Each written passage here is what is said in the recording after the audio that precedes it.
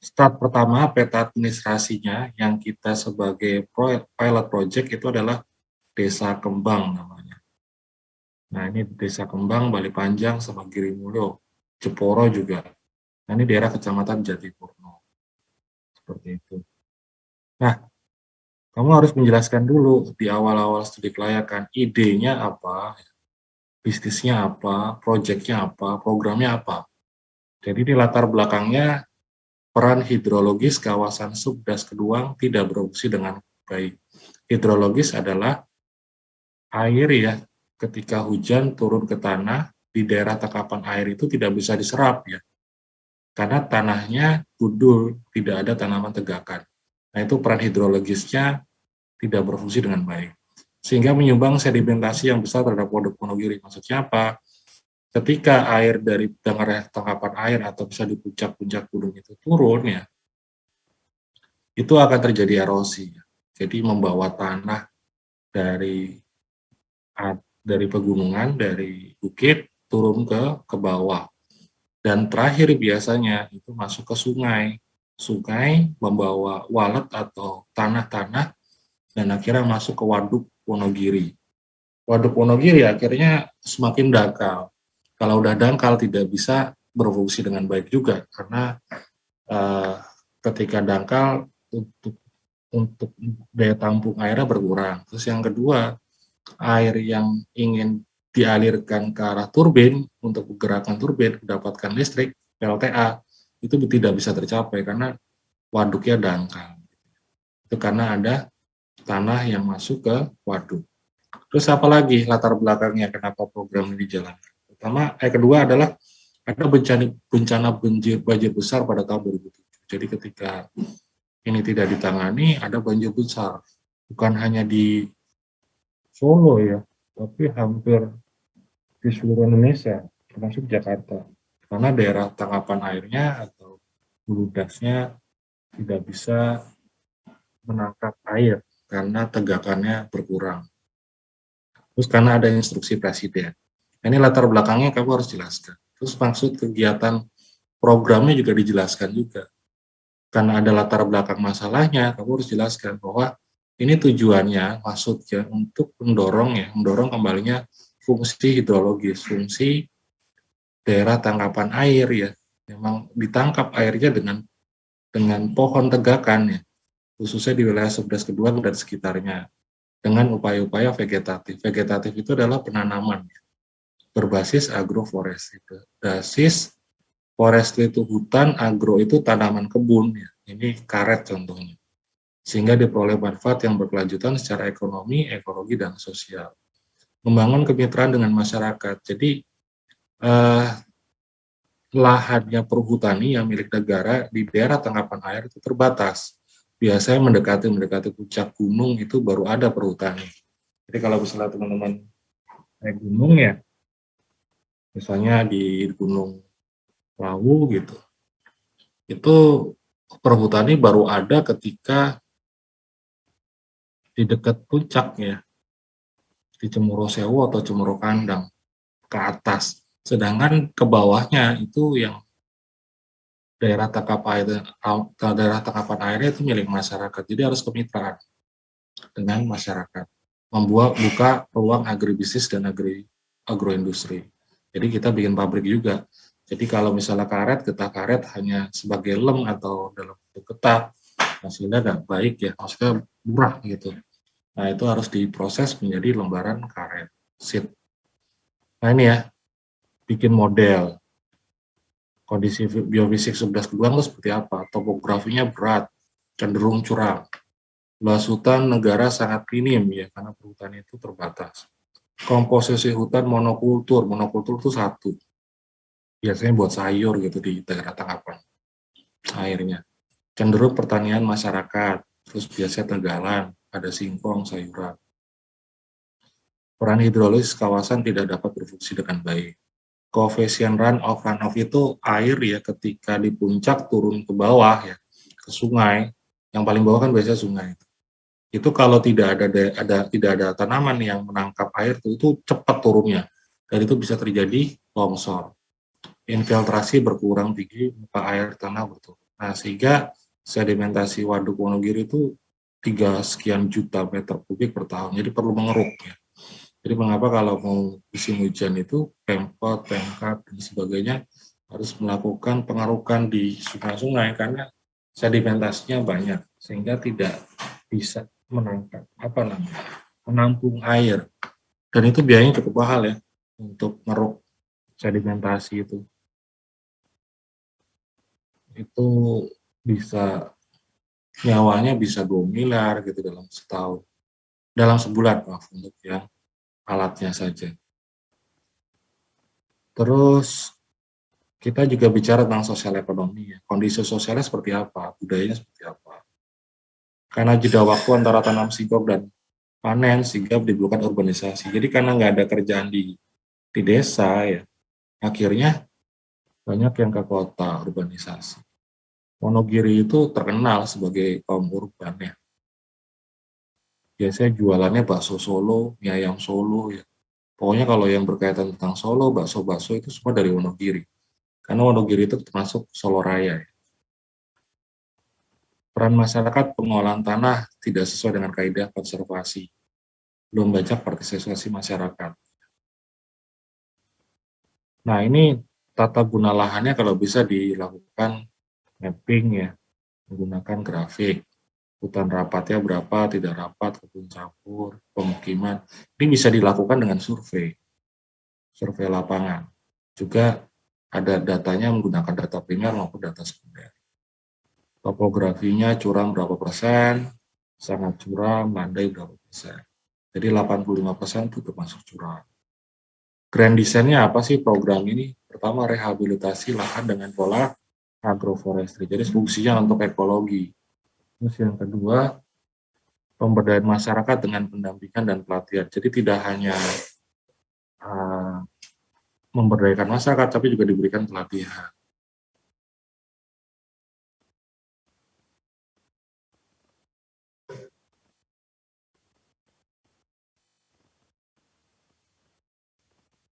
Sebenarnya saya ada jawab. Terus berikutnya, industri pendukung. Jadi ada tanaman karet, ada cover cropnya yang di bawah tanah itu menggunakan serai wangi. Serai wangi juga harus ada penyulingannya, itu butuh pabrik yang harus kita kita buat untuk penyulingan daun serai wangi itu dan dilakukan secara kemitraan. Nah, ini jenis yang ditanam apa saja, karet, aren, serai wangi dan sebagainya. Masa produktifnya berapa tahun? Ya, karet itu 30 tahun, 5 tahun untuk nanam vegetasi, produksinya dari tahun ke-5 sampai tahun ke-30. Nah, ini hasilnya berapa per ton. Ini harus paham ya. Jarak tanam, jumlah per hektar tanamannya, layout-nya. Jadi kalau misalnya nanti bikin studi kelayakan, nanti dapat tugas misalnya transportasi. Kalau bisa dibuat itu petanya, wilayahnya itu rencananya mau transportasi kemana saja gitu. Misalnya Surabaya Madiun, atau Surabaya Solo, atau Surabaya Malang. Itu kalau bisa ada berapa mobil juga dan sebagainya. Atau layout dari kantornya. Nah, ini dari puncak, dari tangkapan air sampai ke sungai, apa saja yang ditanam. Nah, ini pusat industri hutan. Setelah dapat karetnya, kita olah ya, kita buat pabrik untuk penyulingan minyak dan pengolahan karet. Kemitraannya gimana? Sharing input. Jadi semua biaya 100% oleh BUMN. Masyarakat hanya menyertakan lahan saja. Sharing output untuk 2 komoditas yaitu karet dan serai wangi ya. Ini yang pokok yang punya nilai tinggi. Itu hasilnya 40% BUMN, 60% masyarakat. Jadi ini hasil produksi mentah ya. Mentah itu BUMN cuma dapat 40%, masyarakat dapat 60%.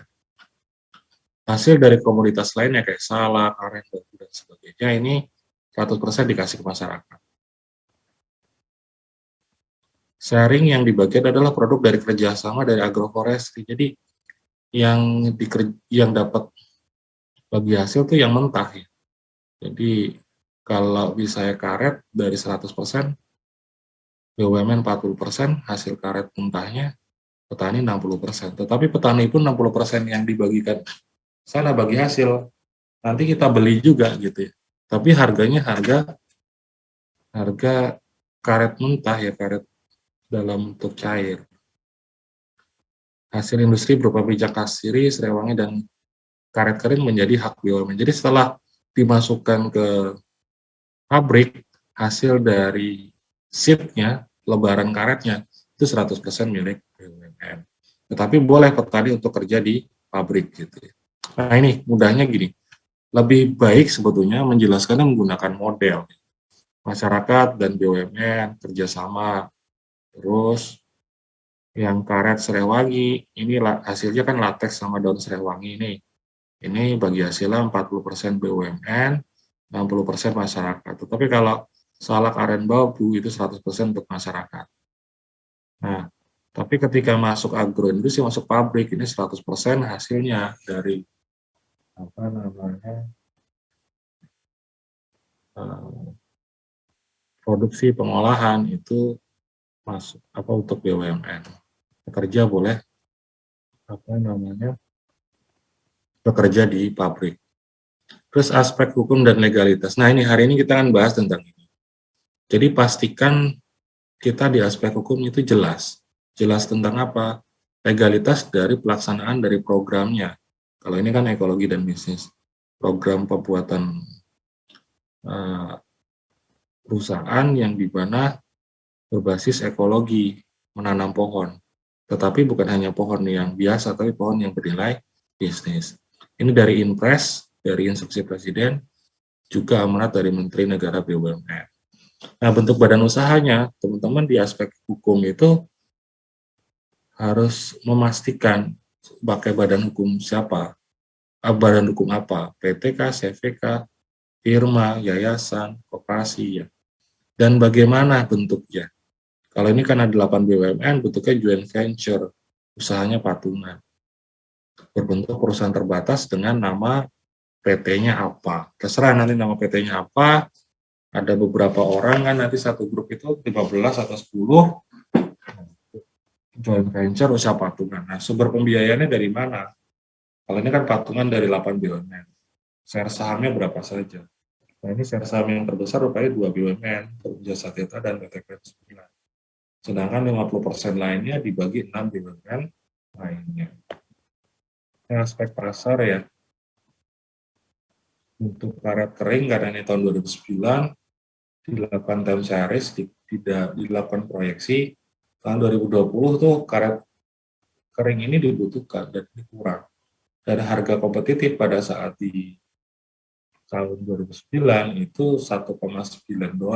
Jadi teman-teman harus bisa memastikan berapa sih tarif yang sekarang ini. Ini $1,9 ya cukup besar ya.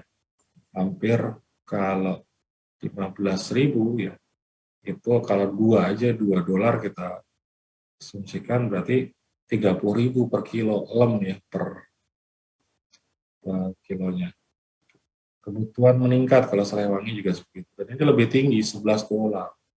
Berarti 1 kilonya dari Serewangi minyaknya itu nilainya 175.000 ya.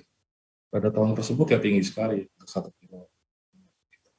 Nah ini harus dibuat karena ini fungsi permintaan. Berapa sih permintaannya dari dari konsumen ya. Pastikan di aspek pasar. Dilakukan survei, dilakukan analisis dari data sekunder. Siapa lagi nih? Nah ini menjalankan ini butuh orang berapa? Bikinlah struktur organisasi, job desk, dan lain sebagainya. Aspek teknisnya gimana? Dibagi dua, ada vegetatif, nanam ya. Kalau karet kan nanam dulu selama 5 tahun. Baru setelah itu ada produksi tahun ke-5 sampai tahun ke-3. Nah pada saat vegetatif, pada saat kelayakan vegetatif, apa saja yang dilakukan? Jenis, terus penanaman secara vertikal, terus produksi ya pendampingan secara intensif, pelatihan seperti itu, dari penyulingan dan sebagainya. Nah ini Kita bikin pabrik untuk pengelolaan nanti di tahun ke-4 ya sebelum produksi.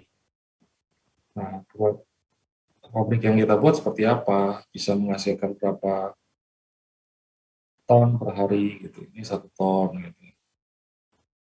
Terus kalau minyak serewangi seperti apa mesinnya dan demandnya berapa.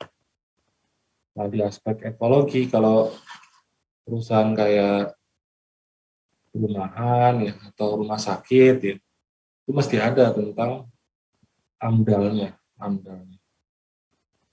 Rumah sakit memproduksi suntikan bekas ya, itu kan berbahaya ya untuk lingkungan, termasuk di lingkungan rumah sakit itu juga. Jadi kalau misalnya ketusuk dan sebagainya, berarti butuh alat namanya insenerator. Terus limbah-limbahnya dibuang kemana? Harus ada ipalnya. Jadi harus beli ipalnya untuk olah dari uh, hasil limbah dari rumah sakit.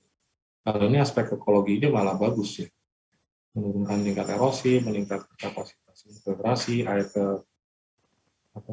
air ke dalam tanah, tidak sudah bisa memproduksi oksigen dan tempat agrowisata. Jadi kalau misalnya ke Solo itu juga ada di Karanganyar ada Sekipan ya untuk camping, sama di Lau juga.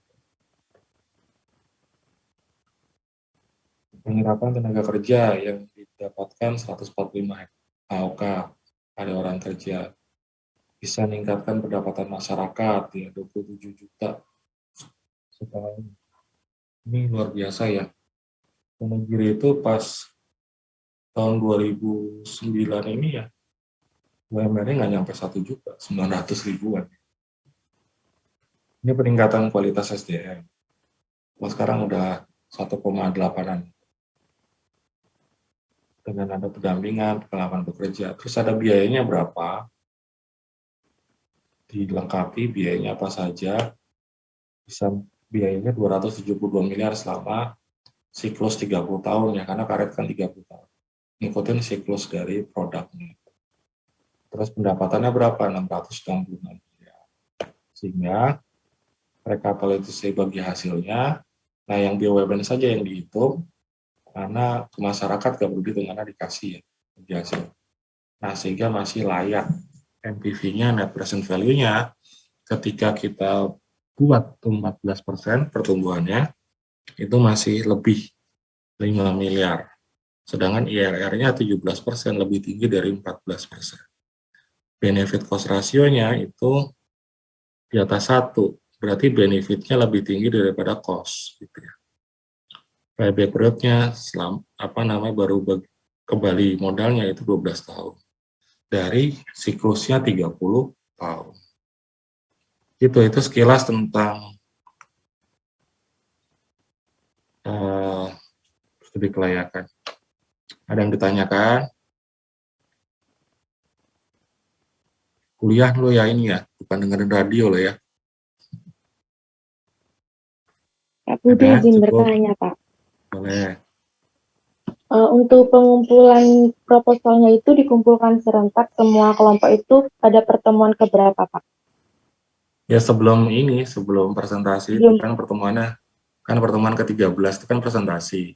Kalau bisa pertemuan ke-12 itu sudah siap ya, sudah siap sehingga nanti di pertemuan ke-13, 14 itu slide-nya sudah selesai. Jadi proposal itu kalau bisa selesai lah di pertemuan ke-12.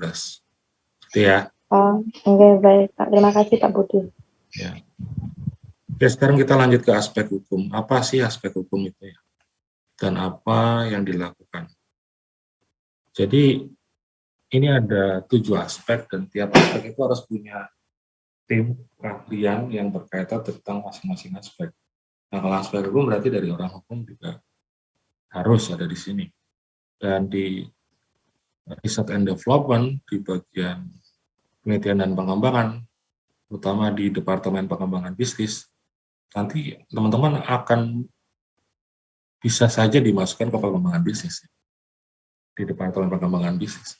Saya dulu di perkebunan itu, saya pernah jadi kepala bagian keuangan, pernah juga dipindah di pengembangan bisnis wilayah Jawa Tengah, Jawa Timur. Jadi saya belajar keuangan, ya saya juga belajar pemasaran, belajar riset berkaitan tentang produk yang kita akan jual ke masyarakat.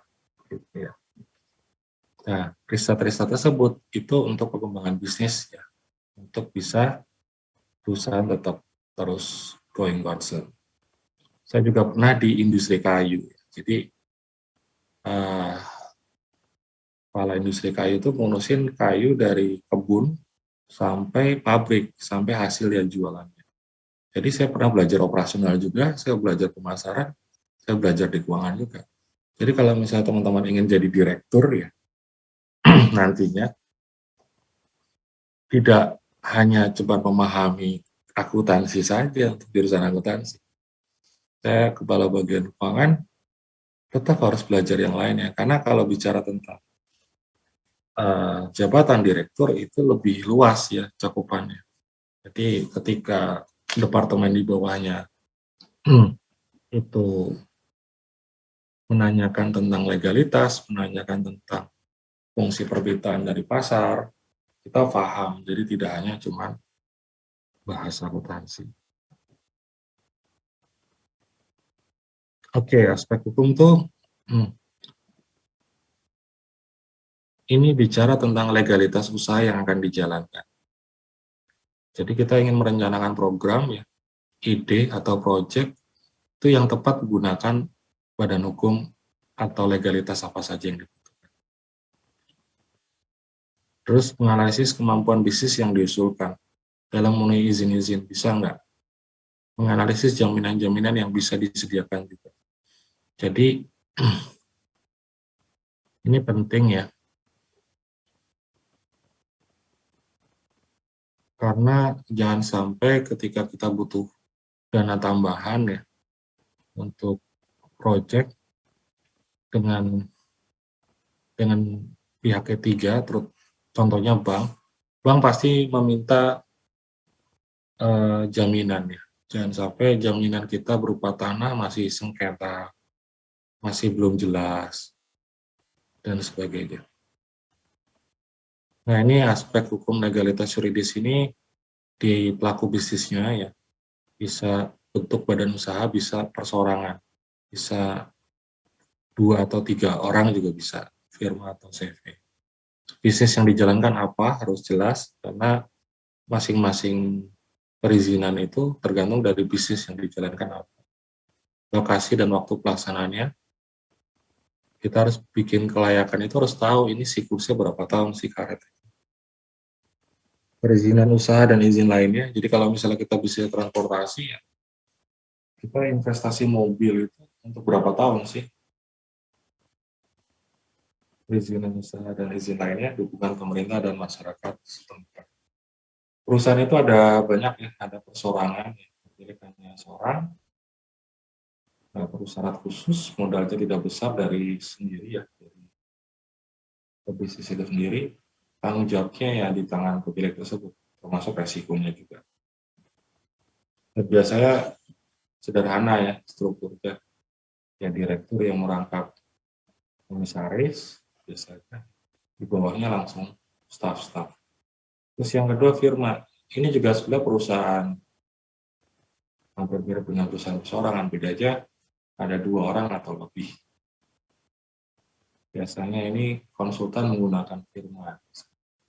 Ada juga yang menggunakan PT. Kalau saya consulting ya, saya konsultan manajemen yang saya buat bersama teman-teman itu juga dalam bentuk PT.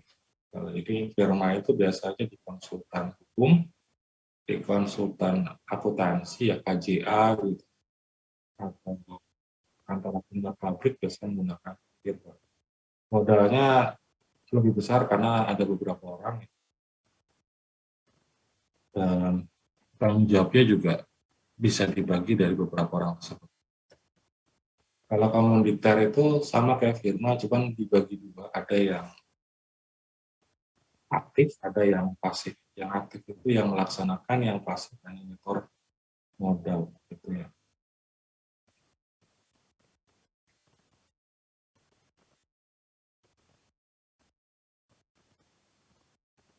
Kita kuliahnya lanjut nggak? Halo? Lanjut, Pak. Lanjut, Pak. Lanjut, Pak. Kuliah ya. Ini saya ngomong sendiri akhirnya. Oke, persyaratan terbatas ya. Ini bentuk badan usaha yang lebih komplit. Jadi ada akta notarisnya, ada modal dalam bentuk saham dan sebagainya. Seperti aja lah. Perusahaan negara ya, kayak Persero, perusahaannya 100% milik negara. Perusahaan daerah yang milik pemerintah daerah atau kota atau kabupaten. Yayasan ya.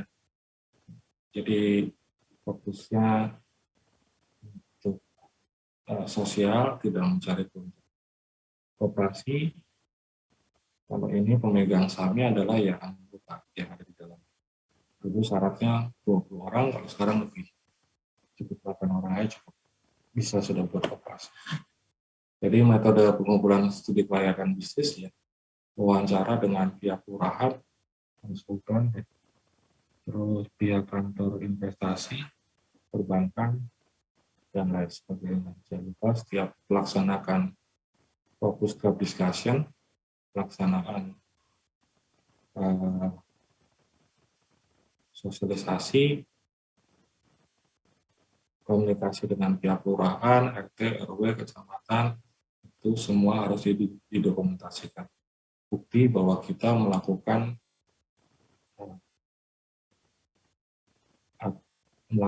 komunikasi dan sebagai syarat untuk HO ya. Jadi HO itu izin yang berkaitan tentang diperbolehkannya di lingkungan sekitar. Jadi harus ada persetujuan kanan, kiri, depan, belakang ya. Nah ini instrumen pengumpulan datanya. Apa ide bisnis tidak bertentangan dengan hukum ya. Itu bisa dengan praktisi hukum, tim dari SKB hukum ya. Nah boleh kita melakukan bisnis yang sabu atau prostitusi yang nggak boleh. Yang tidak diperbolehkan sama negara, kita harus konsultasikan dengan praktisi hukum, mana yang boleh, mana yang tidak. Terus apakah masyarakat menyetujui ide bisnis ya? Jadi pastikan masyarakat juga setuju, jangan sampai setelah dibangun bisnisnya, pabriknya, masyarakat menolak. Termasuk pemerintahan setempatnya juga harus dikomunikasi. Perizinan yang dilakukan oleh KPPI ya, untuk badan usaha apa yang sesuai, bagaimana status tanah, jaminan apa yang harus diberikan kepada perbankan kalau memang kita memang butuh untuk menambah uang ya, bukan modal. Kalau modal dari orang-orang yang masuk sebagai pemegang saham, sedangkan kalau ini dari pihak ketiga. Jadi butuh jaminan yang tidak sengketa dan sebagainya. Oke, saya kira cukup ya kuliah hari ini ya.